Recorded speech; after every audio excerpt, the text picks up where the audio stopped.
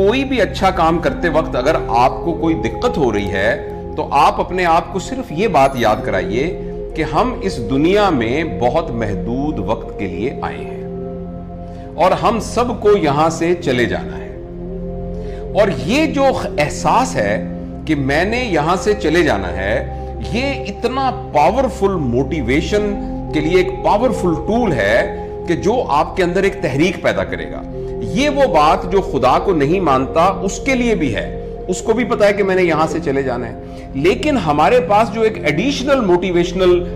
Initiative ہے وہ یہ ہے کہ جب ہم نے یہاں سے چلے جانا ہے تو ہم نے جو کچھ یہاں کیا ہے ہمیں اس کا جواب بھی دینا ہے. دیکھیے ہماری ایمانیات میں سے ایک بنیادی ایمان کا جزو یہ ہے کہ یوم الدین، ہمارے یہاں سے جانے کے بعد ایک ایسا دن آنے والا ہے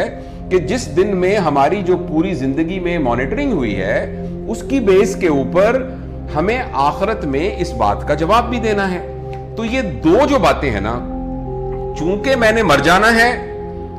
اور چونکہ مجھے اس کا جواب بھی دینا ہے، لہٰذا میں نے اپنی زندگی کے ایک ایک لمحے کو اس بات کو مد نظر رکھ کر گزارنا ہے. تو یہ چیز ہمارے لیے بہت زبردست قسم کی موٹیویشن ہے. اگر آپ کو کوئی بھی اچھا کام کرنے میں دقت ہو رہی ہے، اگر آپ کو لوگ جو ہیں تانے دے رہے ہیں، آپ کو لگ رہا ہے کہ اس میں ہرڈلز آ رہی ہیں، آپ کو یہ لگ رہا ہے کہ آپ مین سٹریم سے ہٹ رہے ہیں، ساری دنیا تو بے ایمانی کرتی ہے اور اس بے ایمانی کی بنیاد کے اوپر انہوں نے بہت ساری اپنی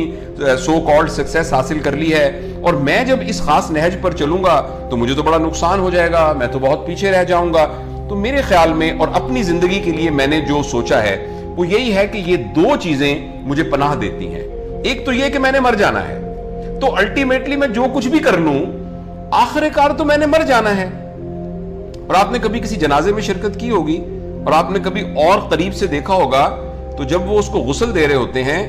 تو وہ بالکل ایک برہنہ پڑا ہوتا ہے، جیسے جب پیدا ہوا تھا تو وہ برہنہ تھا. اور اکثر ان کے اپنے عزیز و اقارب بھی وہ خود نہیں کر رہے ہوتے، عموماً ایک مولوی صاحب جو ایکسپرٹ ہوتے ہیں ان کو غسل دینے میں ان کو بلاتے ہیں.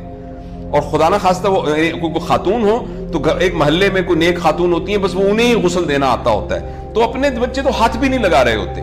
ہے نا. تو یہ والا وقت میرے اور آپ کے اوپر آنے والا ہے.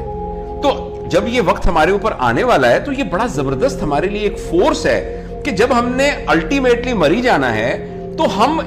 کیوں پیچھے ہٹیں اس اچھے کام سے، اس لیے کہ وہ یہاں مروجہ نہیں ہے، یا اس لیے کہ اس کام کے کرنے کی وجہ سے مجھے یہ آبسٹیکلز آ رہی ہیں. اور دوسری بات بڑی اہم جو ہمارے پاس ایک زبردست فورس ہے جو کہ ہمیں کبھی بھی ہلنے نہیں دے گی صراط مستقیم سے، اگر ہمیں اللہ اس کا ایمان نصیب فرمائے، کہ بھائی جو کچھ میں کر رہا ہوں، میرا ایک ایک لمحہ جو ہے وہ آخرت کی کروڑوں سالوں کی زندگی کو انفلوئنس کر رہا ہے.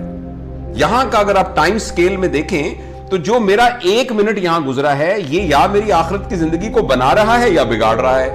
یا اس کے اندر ایک پوزیٹیوٹی لے کے آ رہا ہے یا نیگیٹیوٹی لے کے آ رہا ہے. اور وہ پوزیٹیوٹی نیگیٹیوٹی کو اگر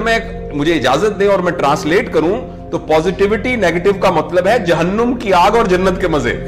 تو پوزیٹیوٹی نیگیٹیوٹی سے مراد یہ ہے.